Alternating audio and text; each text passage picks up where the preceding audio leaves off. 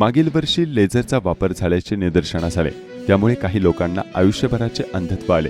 लेझरमुळे डोळ्यांना झालेली इजा कधीही भरून येत नाही, त्यामुळे लेझर वापरू नये। मागील 2 वर्षात गणेशोत्सव कालावधीत पारंपरिक वाद्यांचा वापर वाढला असून डीजेचा वापर कमी झाला आहे।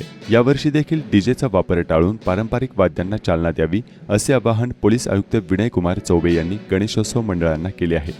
सार्वजनिक गणेशोत्सव 2024चा श्री मोरया पुरस्कार प्रदान सोहळा आणि आगामी गणेशोत्सवाच्या अनुषंगाने सार्वजनिक गणेशोत्सव मंडळाच्या पदाधिकाऱ्यांची बैठक प्राधिकरण निगडी येथे पार पडली। यावेळी वरिष्ठ अधिकारी उपस्थित होते। पोलीस आयुक्त चौबे यांनी यंदाच्या गणेशोत्सवाच्या पार्श्वभूमीवर मंडळांना महत्त्वाच्या सूचना देताना काय सांगितलंय जाणून घेऊयात। 2 से 18 15 अगस्त रोजी आपली कमिशनरेटची स्थापना झाली।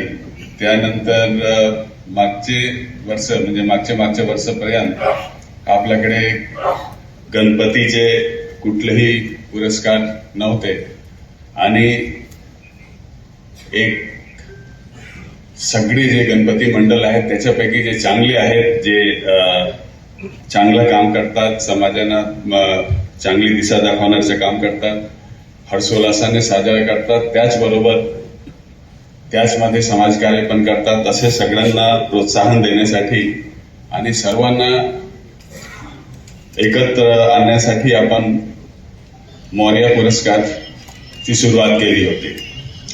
मागचे 2 वर्षात या पुरस्कारमध्ये किती आपला सहयोग राहील, किती आपण त्याच्यामध्ये पार्टिसिपेट करणार, याच्याबद्दल खरोखर आम्हाला थोडा डाऊट होता। पण आज दुसऱ्यांदा पारितोषिक वितरण नंतर मला खात्री झालेली आहे की खरोखर आपले पिंपरी चिंचवडचे सगळे मंडळ जे आहेत ते पुरोगामी आहेत, प्रोग्रेसिव्ह आहेत आणि ते गणपतीचे माध्यमातून समाजसेवा पण करायला बघत आहेत। आपले जे निकष आहेत ते सगळे निकष मध्ये मागच्या 2 वर्षात नक्की सुधारणा झालेली आहे। उदाहरणार्थ मागच्या वर्षी आम्ही पाहिलं की त्याच्या अगोदरचे 2 वर्षापूर्वीपेक्षा पारंपरिक वाद्याचा वापर वाढलेला आहे आणि डीजेचा वापर घटलेला आहे।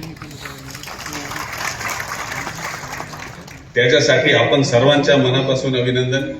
माननीय सुप्रीम कोर्टचे जे सूचना आहेत